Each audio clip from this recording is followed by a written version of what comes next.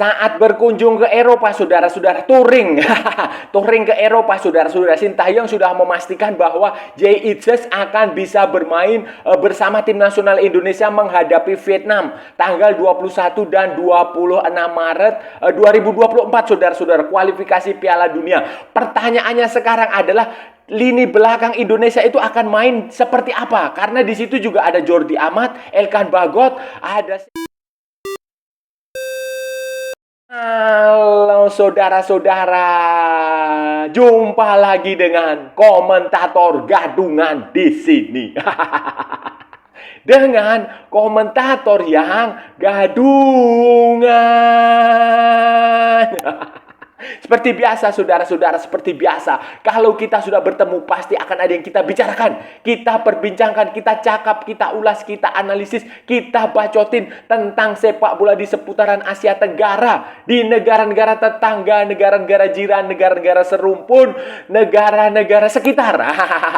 Indonesia, Malaysia, Thailand, Vietnam, Laos, Myanmar, Brunei Darussalam, Kamboja, Timor Leste, Singapura, Filipina, Wakanda, Konoha, negara api, negara angin, negara dongeng, dan sekitarnya. Semua akan kita bicarakan secara fair, secara jujur, secara adil, tanpa muatan politik, tanpa ada kebencian, provokasi. Semuanya berdasarkan fakta dan bukan klaim semata, saudara-saudara, baik yang sudah lama maupun yang terkini. Bebas, saudara-saudara, bebas, bebas, bebas, bebas, bebas. Yang penting sopan. Dan untuk edisi kali ini, saudara-saudara, untuk edisi kali ini kita akan membahas pertahanan tim nasional Indonesia, defense. Nah, lini belakang tim nasional Indonesia nanti ketika menghadapi Vietnam di kualifikasi Piala Dunia 2026 tanggal 21 Maret di Jakarta dan tanggal 26 Maret di Hanoi. Kenapa kita perlu membahas ini? Karena Sintayong sudah memastikan dalam touring, dalam kunjungan ke Eropa, lawatan ke Eropa, dia sudah memastikan akan ada satu tambahan pemain di belakang. Jay Eaches akan dipanggil menghadapi Vietnam. Kalau Jay Eaches dipanggil, saudara-saudara, berarti lini belakang Indonesia akan kelebihan stok. Baik pemain lokal maupun pemain keturunan. Di situ ada Elkan Bagot, ada Jordi Amat, ada Sen Patinama, ada Sandy Walsh. Belum lagi pemain lokalnya ada Rizky Ridho. Jadi ini akan banyak sekali, saudara-saudara, banyak sekali. Ini akan seperti apa, saudara-saudara? Ini akan kita bahas, akan kita ulas, akan kita analisis, akan kita bacotin di edisi kali ini, saudara-saudara. Jadi begini, saudara-saudara, jadi begini, seperti yang sudah seperti yang sudah kita ketahui bersama lah, jadwal bulan Maret ini ada FIFA Matchday. FIFA Matchday untuk kualifikasi Piala Dunia 2026 zona Asia. Semua pertandingan di level Asia, di zona Asia ini diselenggarakan secara bersamaan tanggal 21 dan 26 Maret. Dan Indonesia, tim nasional Indonesia itu akan menghadapi Vietnam, saudara-saudara. Dua pertandingan menghadapi Vietnam, pertandingan kandang dan pertandingan tandang. Dan tanggal 21 Maret itu akan bermain di Jakarta, di Stadion Utama Gelora Bung Karno, menghadapi Vietnam sebagai home, tuan rumah. Kemudian tanggal 26 itu akan tampil di Hanoi, di Maidin National Stadium. Itu sebagai leg kedua. Dan Indonesia datang ke pertandingan itu, pertandingan ini dengan modal kekalahan dari Irak dan hasil imbang dari Filipina. Tetapi pada Piala Asia 2023 kemarin, Indonesia berhasil mengalahkan Vietnam. Itu modal yang cukup bagus, walaupun Vietnam ketika itu tidak tampil dengan kekuatan terbaik dia. Banyak pemain muda yang dipanggil karena pemain-pemain utama, pemain-pemain senior mereka itu banyak yang cedera. Ada 5 atau 6 pemain Vietnam yang cedera. Dan sekarang pertandingan kali ini kemungkinan Vietnam bisa tampil dengan kekuatan terbaik. Apalagi Vietnam ini kan peringkatnya di klasemen itu di atas Indonesia. Mereka menang sekali dan kalah sekali, saudara-saudara. Menang lawan Filipina, kalah dari Irak. Jadi Ya, mereka datang dengan kepercayaan yang lebih tinggi dari Indonesia. Walaupun Indonesia juga percaya diri. Percaya diri, saudara-saudara, setelah hasil yang cukup bagus di Piala Asia 2023. Mampu lolos ke babak 16 besar setelah mengalahkan Vietnam di pertandingan kedua kalau nggak salah. Jadi ini pertandingan yang akan menarik, saudara-saudara, baik Indonesia maupun Vietnam.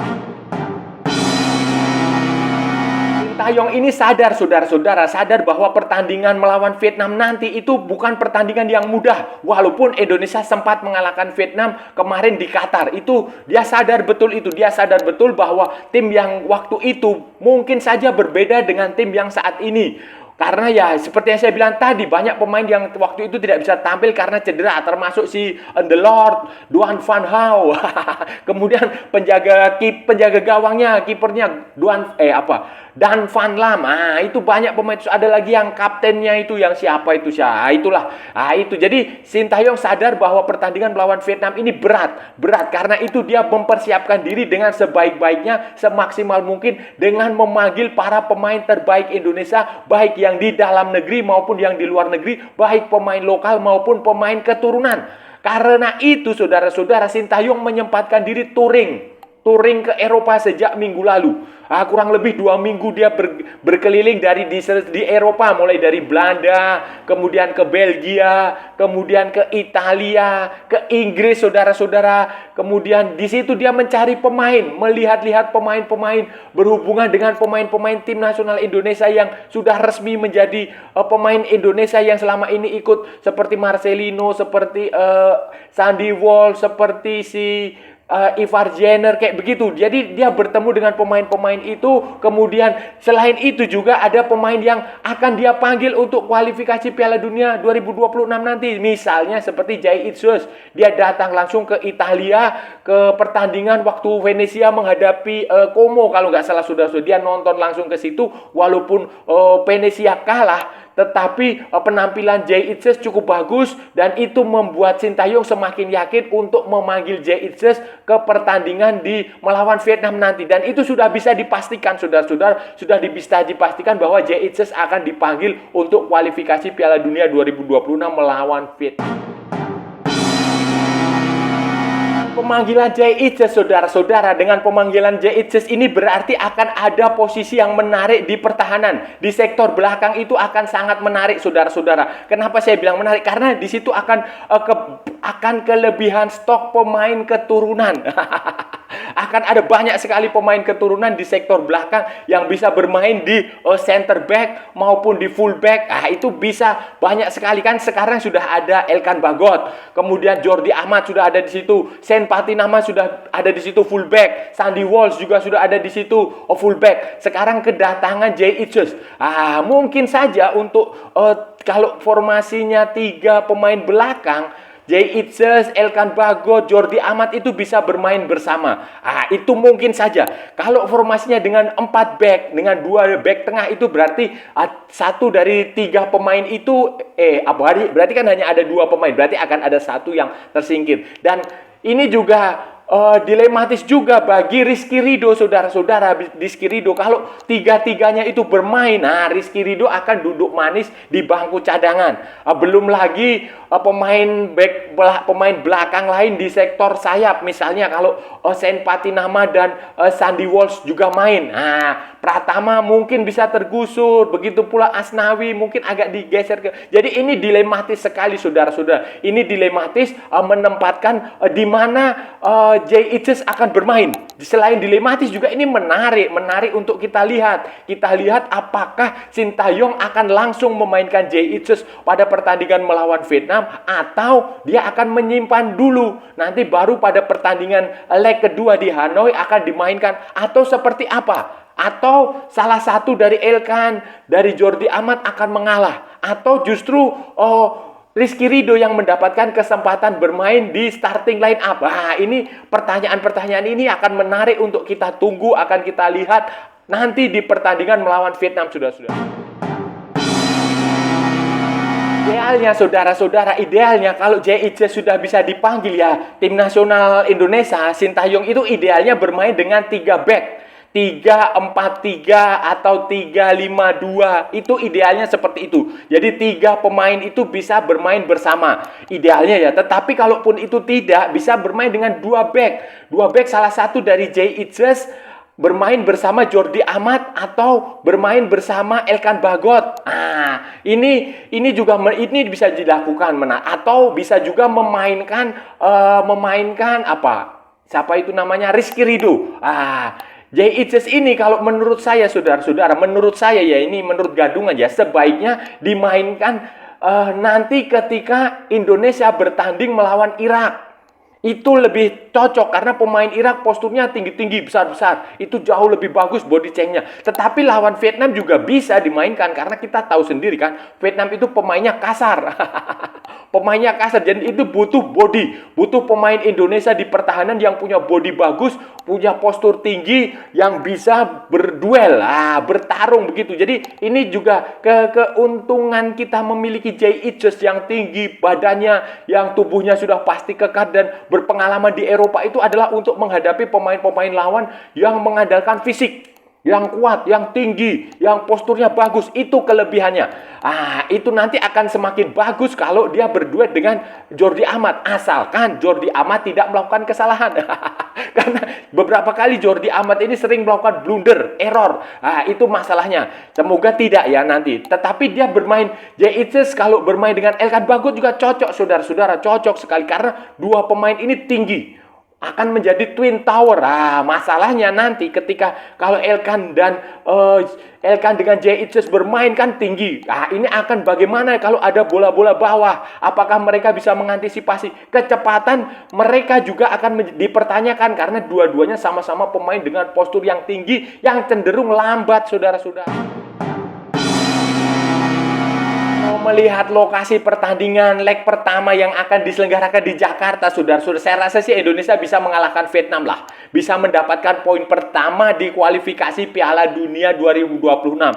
Bisa lah kalau cuma main di Jakarta. Karena kita punya pengalaman kalau main di home itu, main di kandang itu punya semacam, kayak bermain dengan 12 orang lah. Spiritnya itu bagus, semangat, dan ini selalu digembar-gemborkan lah, digadang-gadang bahwa kekuatan utama sepak bola Indonesia itu ya memang kalau main di Jakarta, main di kandang itu pemainnya bagus, tampil penuh semangat, ngotot, ngeyel, berusaha memenangkan duel, mencetak gol. Itu kelebihan, dan saya rasa itu akan terjadi ketika nanti pertandingan melawan Vietnam, saudara-saudara. Peluang menang Indonesia mengalahkan Vietnam di pertandingan pertama di Jakarta itu besar sekali, saudara-saudara, besar sekali. Kita sudah membuktikannya bisa mengalahkan Vietnam waktu di Qatar.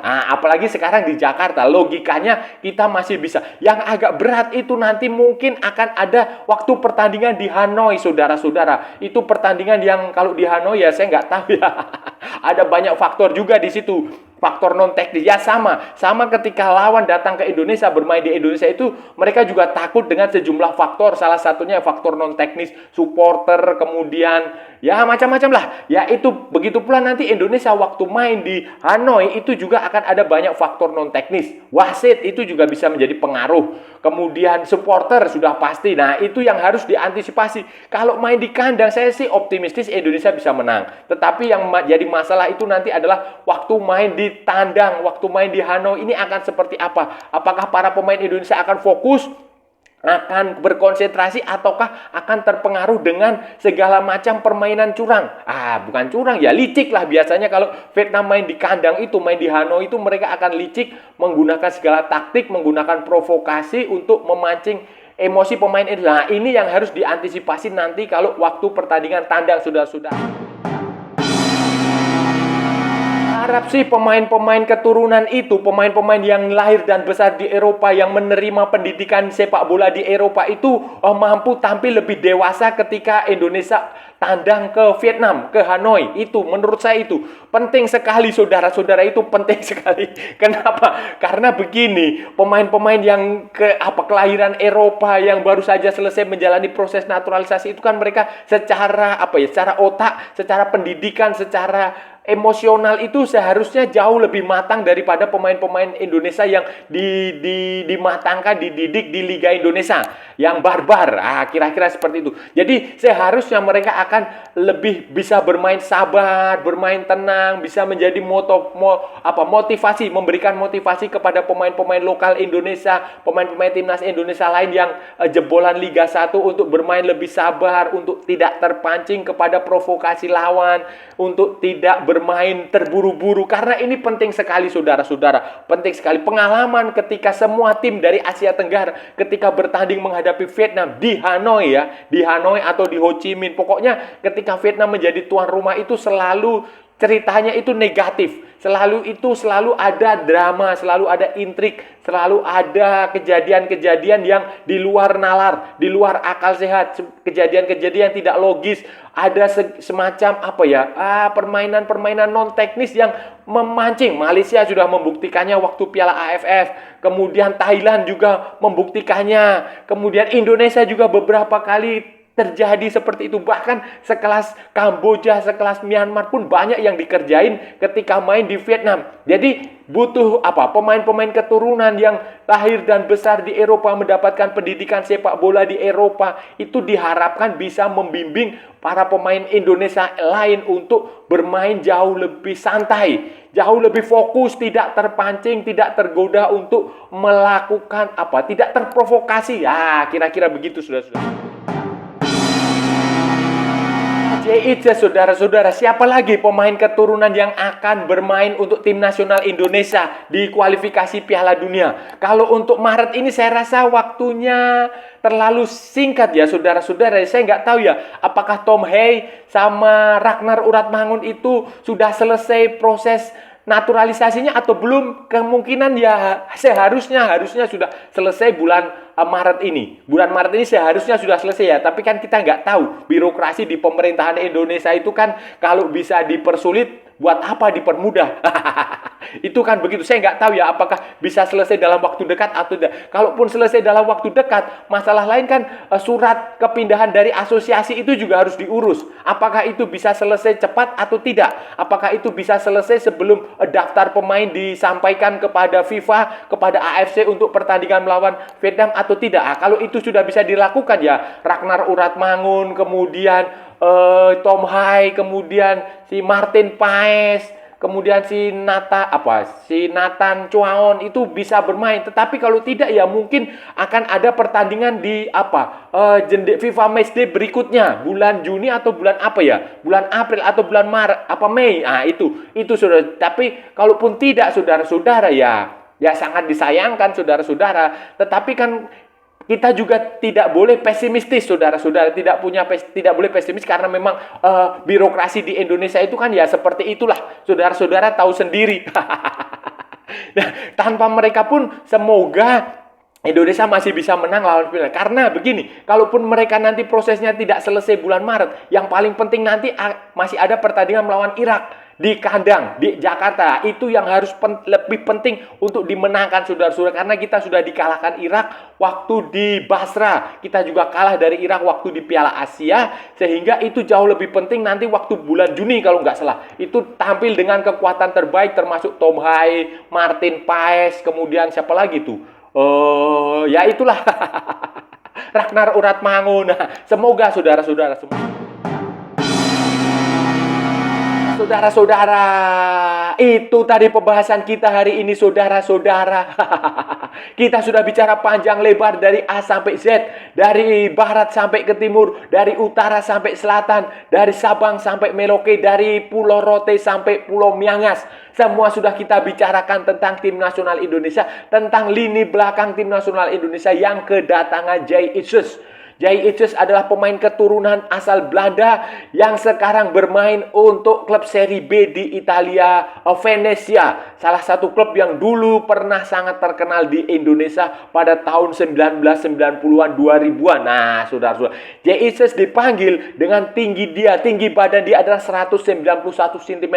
Jangkung sekali, saudara-saudara. Kehadiran Jay Isus ini akan membuat persaingan di lini belakang itu akan sangat ketat, saudara-saudara. Karena di situ kita punya Elkan Bagot yang tinggi sekali, kemudian ada Jordi Amat, belum lagi Sandy Walsh, Patinama, belum lagi pemain lokal kayak Rizky Ridho, kemudian siapa lagi? Pratama, Asnawi, semuanya menumpuk di belakang. Saudara-saudara, ini tadi kita sudah ulas akan seperti apa, dan kemungkinan kalau Jay Is main, ya bisa saja dia berduet dengan Jordi Amat, atau Trisula, membentuk Trisula dengan Jordi Amat, dengan Elkan Bagot. Bisa juga salah satunya akan tidak bermain di jantung pertahanan. Bisa juga, kasihan Rizky Ridho lah, kasihan Rizky Ridho. Tapi ya sudah, itu adalah keputusan yang sudah diambil Sintayong. Dan saya rasa sudah cukup ya saudara-saudara pembahasan kita hari ini. Kalau ada salah kalah, ya mohon maaf. Namanya juga gadungan, saudara-saudara. Wajar kalau gadungan itu salah. Tetapi kalau benar, saudara-saudara, berarti sebuah kebenaran. Kalau saudara-saudara merasa channel ini bermanfaat, berguna, menghibur, menginspirasi, silahkan like, share, and subscribe. Kalau tidak, abaikan saja. Jangan ditonton. Skip saja saudara-saudara, tetapi jangan juga di-report. Kasihan saya saudara-saudara.